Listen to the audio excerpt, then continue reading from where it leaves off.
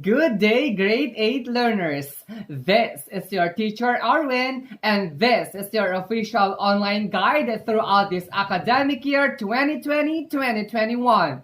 Are you all ready to learn something new today? I know that you are all excited, so let's begin. Lately, our social media news feeds have been bombarded with breakups and third parties, right? And it seems that these people involved in these issues are people whose names start with letter J. Don't make me name names here. I know that you know them all. In connection, I would want you to listen to your favorite hugot song, a mapanakit one preferably, and comment down below the line or lines that hits you the most, and give a one-sentence interpretation of the line or lines. The comment section is ready, learners, and I am very much eager to read them all. I let you listen to your favorite song because our lesson for today is about listening. Its basic nature and its different types. So let's begin discussing our lesson. Let's define first what is listening. So listening simply is the ability to accurately receive and interpret messages in the communication process. Listening is key to all effective communication. Without the ability to listen effectively, messages are easily misunderstood. As a result, communication breaks down and the sender of the message can easily become frustrated or irritated. I know that you know this, that listening is not the same as hearing. Hearing refers to the sounds that enter our ears. Listening, however, requires more than that. It requires focus and concentrated effort, both mental and sometimes physical as well. Listening is not a passive process. In fact, the listener can and should be at least as engaged in the process as the speaker. The phrase active listening is used to describe this process of being fully involved. Here are the stages of listening. First, we have receiving stage. It is the intentional focus on hearing a speaker's message, which happens when we filter out other sources so that we can isolate the message and avoid the confusing mixture of incoming stimuli. At this stage, we are still only hearing the message. Next, understanding stage. In this stage, we attempt to learn the meaning of the message, which is not always easy. For one thing, if a speaker does not enunciate clearly, it may be difficult to tell what the message was. Third, remembering. It begins with listening. If you can't remember something that was said, you might not have been listening effectively. Walden and Coakley note that the most common reason for not remembering a message after the fact is because it wasn't really learned in the first place.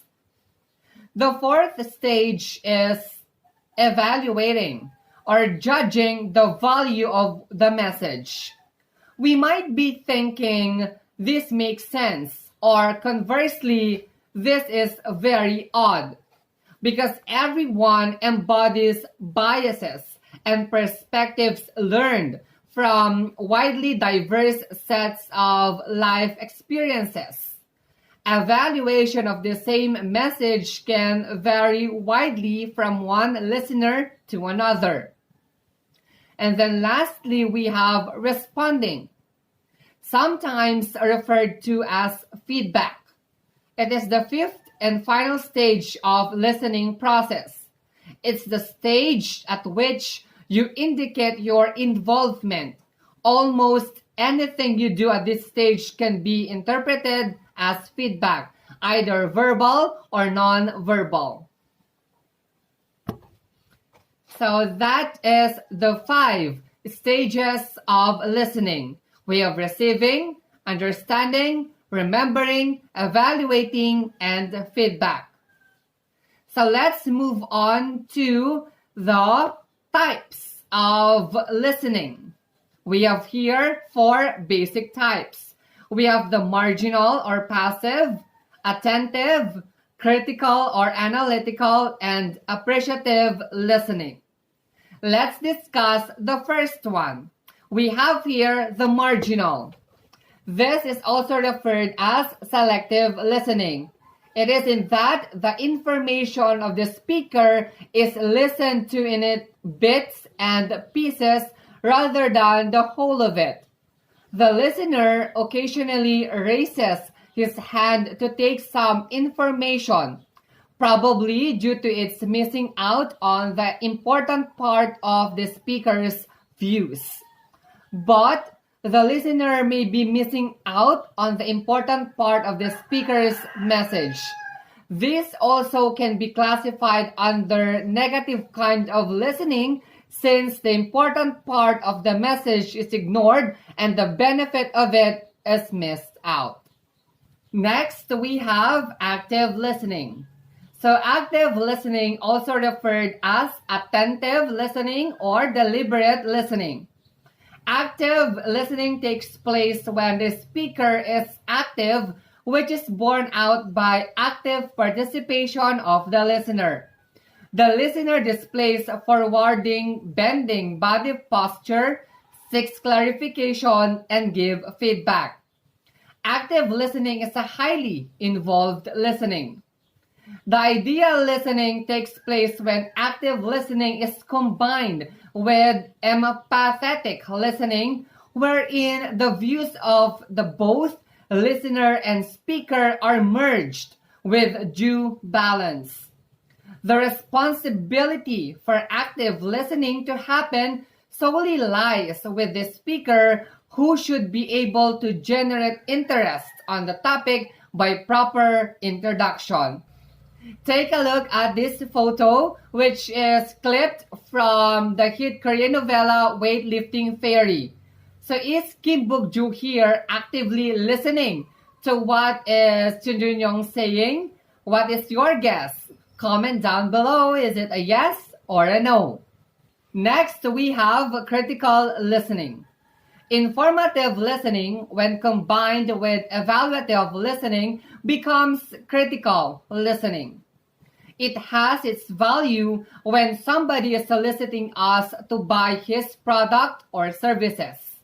We critically listen when somebody makes unbelievably nice offer or presents a new idea to solve problems.